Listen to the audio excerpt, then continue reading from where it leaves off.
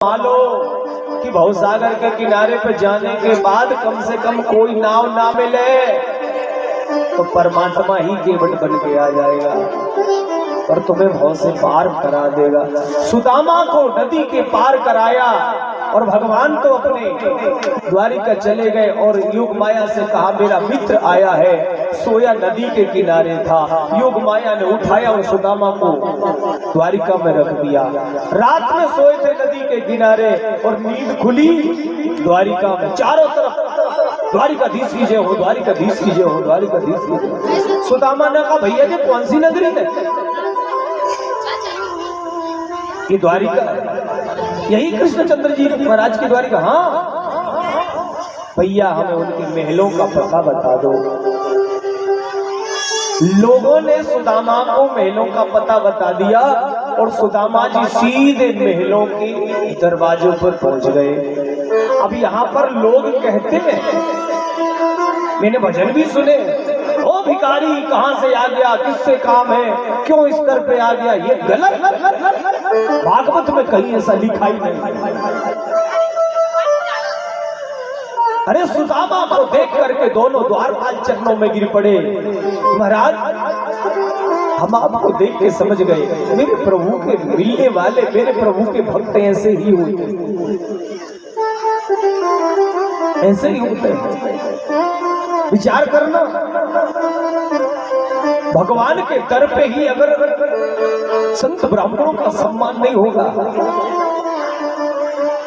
तो भगवान क्या गलत करता? कहता है कि विप्र प्रसाद धरणी धरो हम, विप्र प्रसाद कमला बरो हम, विप्र प्रसाद अजित अजितो हम, विप्र प्रसाद मम राम नाम। ब्राह्मण संत के लिए कभी कोई रोक नहीं होती ठाकुर जी के दर पे जाने के। ये मठ ये मंदिर इसीलिए बनते हैं, किस लिए बनते हैं? कोई अतिथि, कोई संत, कोई ब्राह्मण आए उनको रुकने की व्यवस्था। द्वारिका के दर पे, भगवान के दर पे ब्राह्मणों को अवहेलना हो, ये गलत। एक बार की थी अवहेलना, सनकादिकों को नहीं जाने दिया था। जय विजय को 3 जन्म तक राक्षस रहना पड़ा। वो भगवान के भक्तों से पूछेंगे कि कहाँ जा रहा है? नहीं, सुदामा से कहा पंडित जी आप अपना नाम पता बता दीजिए। वैसे द्वारिका के महलों में प्रवेश करने के लिए आपको मना नहीं है, पर अभी भगवान राजाओं के बीच में बैठे हैं, राज्य मंत्रणा चल रही है, इसलिए आप रुक जाए, मैं आपका नाम पता बता दूं, आप मैं द्वारिकाधीश को खबर भेज देना। सुदामा जी ने अपना नाम पता बताया, द्वारपाल दौड़ा दौड़ा गया। भगवान राजाओं के बीच में बैठे थे और द्वारपाल ने जाकर के कहा द्वारिकाधीश की जय हो। भगवान ने अपनी सभा को स्थगित कर दिया। क्या बात है द्वारपाल? बहुत विचित्र ब्राह्मण देखा आज मैंने दर पे। कौन है? शीस बगाना जगतन पे, प्रभु जाने को आहे बसो की ग्रामा। धोती फटी सी लटी दुपटी, पाए पाहन कीने श्याम। द्वारि खड़ो तुझ दुर्बल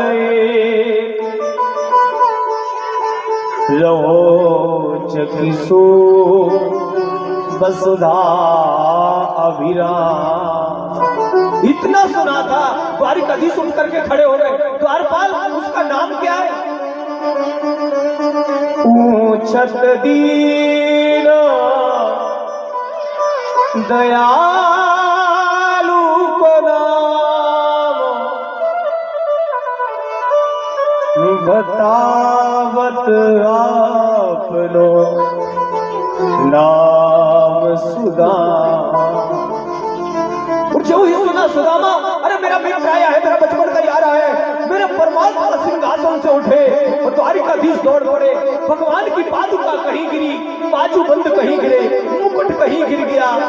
भगवान दौड़ते जा रहे, भगवान के पीछे भगवान के पुत्र दौड़ रहे हैं, पुत्र अनिरुद्ध जी दौड़ रहे हैं, भगवान की पत्नियां राजा बन दौड़ रहे हैं। आखिर कौन आ गया? ब्रह्मा भी आए तो ब्रह्मा जी को परमिशन लेनी पड़ती है, भगवान को टाइम है कि नहीं? पर ऐसा कौन सा ब्राह्मण आया जिसके कारण मेरे द्वारिकाधीश नंगे पांव दौड़े? सुदामा सुदामा कहते दौड़े कान्हा, पीतंबर कहीं पे मुरलिया कहीं, यार से मिलन की लगन ऐसी छाई, तन मन के अपने सुधीरा रही। भगवान दौड़े दौड़े गए, 5-7 ड्योढ़ियों को पार करने के बाद मुख्य द्वारिका के महलों पे आए, और जब सुदामा की हालत को देखा, सुदामा की हालत नहीं देखी जाती, सूखी हुई काया चाल लड़खड़ाती, बाहरे गरीबी बाहरे विधाता, सुदामा की कैसी हालत करी। भगवान ने अपने मित्र को अंक में भर लिया, देख सुदामा की दीन दशा, करुणा करके करुणा निधि हुई। भगवान आज बहुत रोए, हाय महादुख पायो सखा, तुम आए कितने ना कितने दिन होए। कृष्ण आज इतने रोए कि सुदामा को आंसुओं से भिगो दिया। पर याद रखना, कृष्ण तो रोया पर सुदामा नहीं रोया। क्यों? सुदामा ने सोचा अगर मैं रोऊंगा तो ये बड़े लोग ये ना समझ ले बेचारा गरीब आदमी है, कुछ मांगने आया है, इसलिए अपने आंसू बता रहा है, अपना दुख बता रहा है। सुदामा अपने आंसुओं को पी गया। भगवान ने द्वारिकाधीश ने अपने महलों में ले जाकर सुदामा को अपने ही सिंहासन पर बिठाला और भगवान खुद चरणों में बैठ गए। रुक्मणी थाल लेके आई, जल आने में विलंब हुआ और मेरे ठाकुर सुदामा के चरणों में बैठ गए, चरण पखारने लगे। पानी परात को हाथ छुओ नहीं, नैनन के जल सो पग धोए। भगवान ने अपने आंसुओं से सुदामा के चरणों को पखार दिया, और जब पखारते पखारते भगवान का हाथ सुदामा के तलुओं में पहुंचा तो सुदामा चीख उठा। क्यों? क्योंकि सुदामा के तलुओं में कांटे नहीं थे, सुदामा के तलुओं में कांटों के जाले लगे हैं। इतनी गरीबी जिस व्यक्ति के लिए जीवन में कभी चरण पादुका पहनने को नहीं मिली, जिसपे कभी जूता नहीं पहने, इतने कांटे चुभे थे पांव में। याद रखना, दुनिया आपके सुख देखता है, सारी दुनिया आपके सुख देखती है, आपका जेब देखती है, कितना पैसा है, इससे मित्रता करी जाए कि ना करी जाए। पर मेरा कृष्ण सिर्फ जीव के कांटे देखता है। कृष्ण केवल दुख देखता है कि इसको दुख कितना है, और इतना दुख पाने के बाद में भी मेरी शरण में नहीं आ रहा है। ये दुर्भाग्य की बात है। भगवान की नजर कहां गई? सुदामा के कांटों पर। और जिंदगी में पहली बार जब कृष्ण सुदामा दोनों गुरुकुल में मिले थे तो पहली बार भी सुदामा को कांटा मिला था, कांटा लगा था, वो कृष्ण मिला। तो कृष्ण ने देखा कि मित्र क्यों रो रहे हो? बोले कांटा लगाए निकलता नहीं है। मेरे कृष्ण ने बहुत कोशिश करी और जब वो कांटा नहीं निकला, कृष्ण ने अपने मुंह से वो कांटा खींच लिया। सुदामा रो पड़ा, मित्र तुमने मेरा कांटा, मेरे पांव का कांटा मुंह से निकाला, मैं तुम्हारा ऋण कैसे चुकाऊंगा? भगवान ने कहा जिस पग का मैंने कांटा निकाला है वो मेरे सर पे रख दे, हिसाब बराबर होगा। और याद रखना, भगवान तो मित्र का कांटा मुंह से खींचता है। और जब सुदामा के हाथ में 2 मुट्ठी चने आ गए तो सुदामा बेईमानी कर गया। भगवान ने पूछा, सुदामा भूख लगी है? गुरु माता ने चने दिए थे, मैं नीचे आ रहा हूं, अपन दोनों मिलके खा लेंगे। सुदामा के मुख से निकल गया, कन्हैया। पोटली तो गिर गई। भगवान ने कहा कि सुदामा तेरे दांत बज रहे हैं। सुदामा ने कहा, कन्हैया दांत तो भूख से और ठंडी से बज रहे हैं। भगवान ने कहा, तुम्हारा वचन सत्य हो, तुम्हारा वचन सत्य हो। याद रखना, जीव खा रहा है और भगवान पूछता है क्या कर रहा है? बस भूख को मर रहा है। कभी भी, मैंने एक दिन और कहा था, वाणी पे बहुत संयम रखना। आपको किसी को नहीं देना है, कोई जरूरी नहीं है आपके जेब से कोई निकाल लेगा, पर कोई पूछे तो यही कहना भगवान की बहुत बड़ी कृपा है, खूब मस्ती खाए पिए खूब आनंद। एक शब्द सुदामा को 40 साल तक विपत्ति का सामना करना पड़ा। एक शब्द, मेरे भूख से दांत बज रहे हैं। याद रखना, कभी आपका शब्द ही आप हानि न पहुंचा जाए।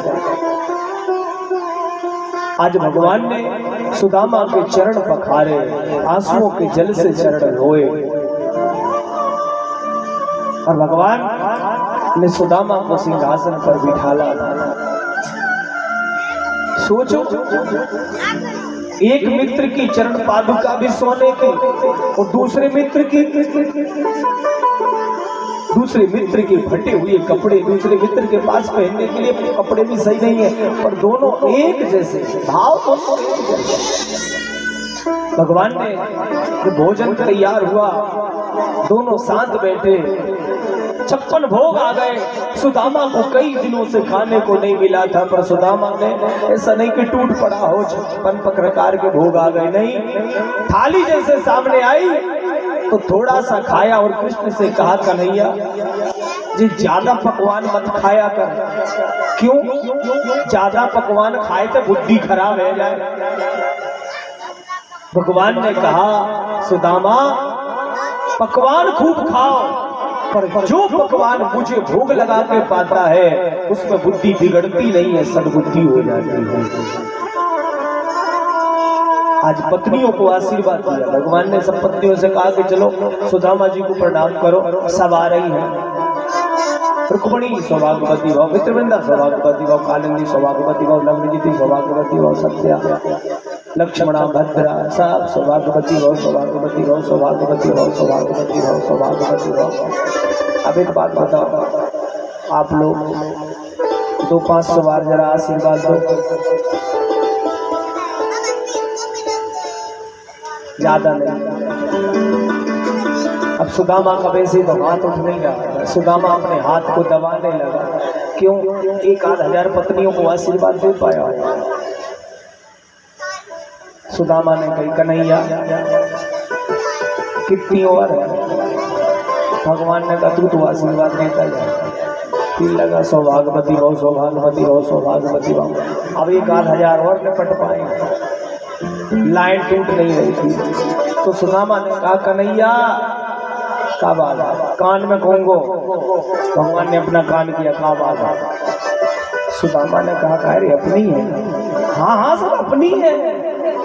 नहीं मैंने समझा मोहल्ला पड़ोस की है। नहीं अभी बात पता ही नहीं किसी को मोहल्ला पड़ोस में। अपनी है। कितनी है? बोले तू तो आशीर्वाद देता जा। सुदामा ने कहा, पहले बता है कितनी तो आशीर्वाद देता जाऊं।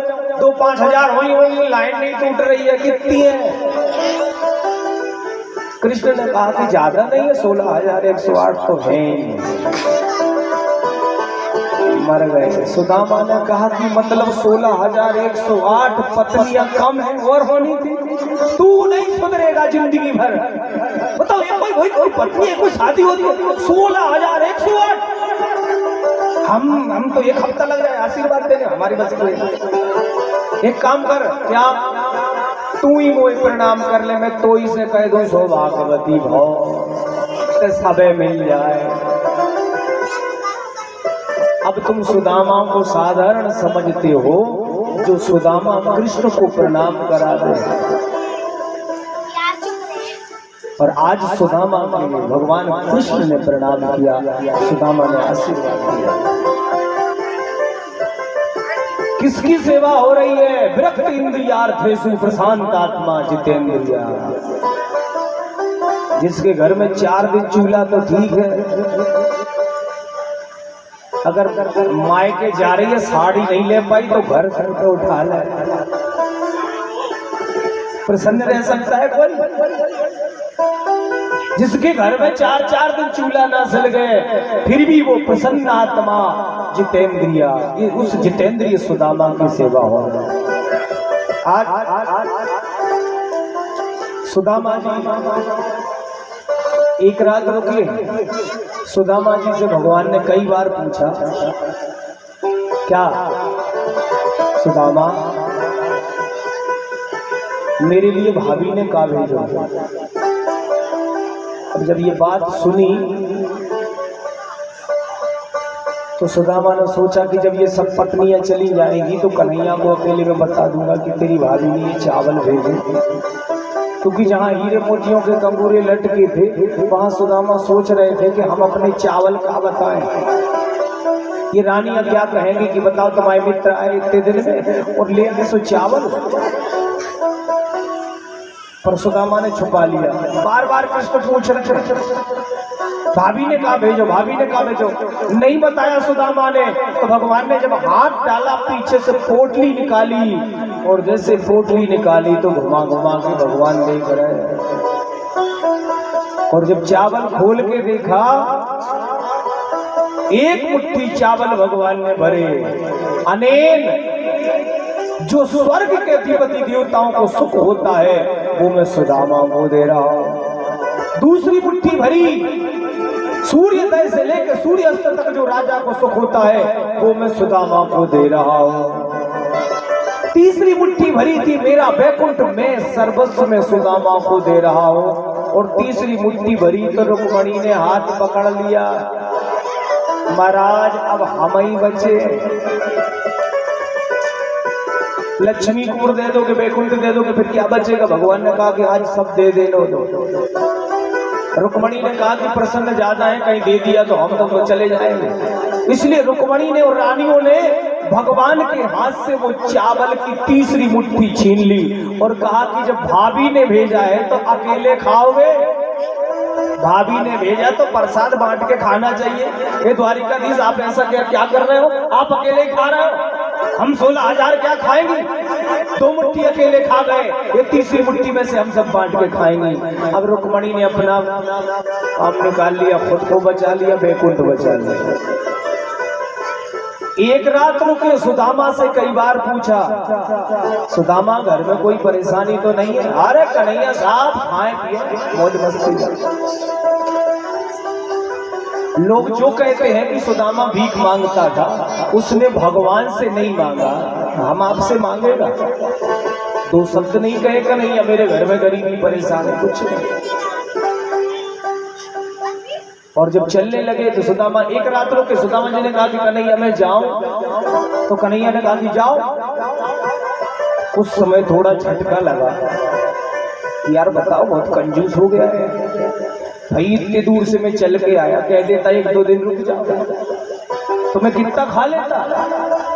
मैंने कहा कि जा रहा हूं, उसने कहा कि जाओ। सुदामा से एक बार कृष्ण ने नहीं कहा कि रुक जाओ। क्यों नहीं कहा?